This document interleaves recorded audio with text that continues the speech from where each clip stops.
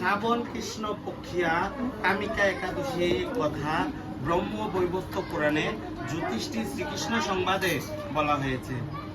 যুধিষ্ঠির মহারাজ শ্রীকৃষ্ণকে বলিলেন, হে গোবিন্দ, হে বাসুদেব, শ্রাবণ মাসের কৃষ্ণ পক্ষের একাদশী নাম এবং মাহাত্ম্য সবিস্তারে আমার কাছে বর্ণনা করুন।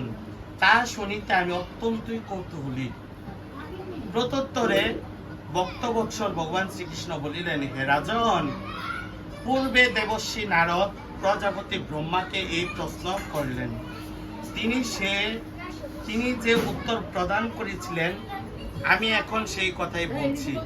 আপনি মনোযোগ সহকারে তা শ্রবণ করুন। এক সময় ব্রহ্মার কাছে ভক্ত শ্রেষ্ঠ নারদ জিজ্ঞাসা করিলেন, হে ভগবান, শ্রাবণ মাসের কৃষ্ণপক্ষিয়া একাদশীর নাম কি? এর আরাধ্য দেবতা কে? সেই ব্রতের বিধি বা কি রকম এবং এই ব্রতের ফলে কি পূর্ণ লাভ হয় তার সবিশেষ জানতে ইচ্ছা করি। আপনি কৃপা করে আমাকে তা জানালে আমার জীবন ধন্য হবে। শ্রী নারদের কথা শুনে ব্রহ্মা অত্যন্ত সন্তুষ্ট হলেন।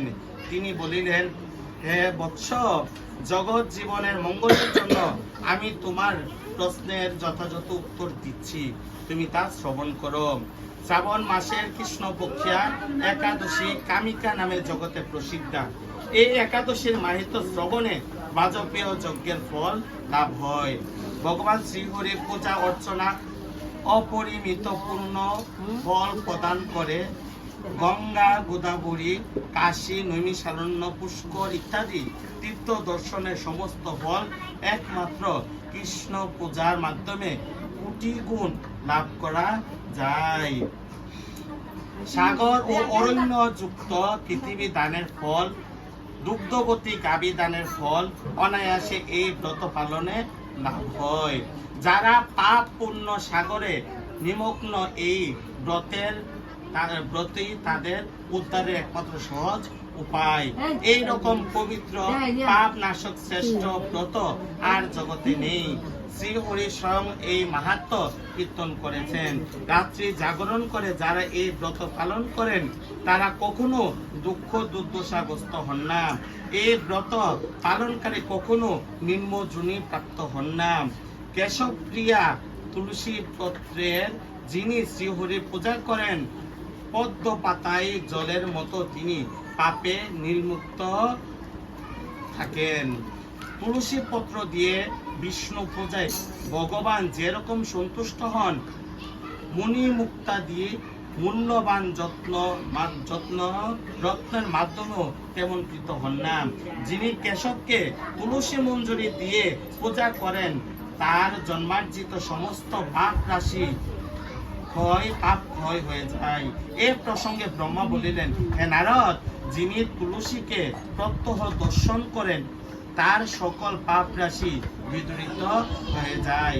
যিনি তাকে স্পর্শ করেন তার পাপ মলিন দেহ পবিত্র হয়। তাকে প্রণাম করলে সমস্ত রূপ দূর হয়। তাকে জল সিঞ্চন করলে যমও তার কাছে আসতে ভয় পান। শ্রী হরির চরণে তুলসী অর্পণ হলে ভগবত ভক্তি লাভ হয়। তাই হে কৃষ্ণ ভক্তি প্রদায়িনী, তোমাকে প্রণাম করি। যে ব্যক্তি হরিবাসরে ভগবানের সামনে দীপ দান করেন, চিত্রগুপ্তও তার পুণ্যের সংখ্যা হিসাব করতে পারে না। তার পিতৃপুরুষেরও পরম তৃপ্ত লাভ করেন। শ্রীকৃষ্ণ বলিলেন, হে রাজন, আমি আপনার কাছে সর্বপাপ হারিণী কামিকা একাদশীর মাহাত্ম্য বর্ণনা করলাম। অতএব যিনি ব্রহ্ম হত্যা, ব্রণ হত্যা, পাপ বিনাশিনী, মহাপুণ্য ফলদায়ী এই ব্রত পালন করবেন ও এই মাহাত্ম্য শ্রদ্ধা সহকারে পাঠ এবং শ্রবণ করবেন, তিনি সর্বপাপ থেকে মুক্ত হয়ে বিষ্ণুলোকে গমন করবেন।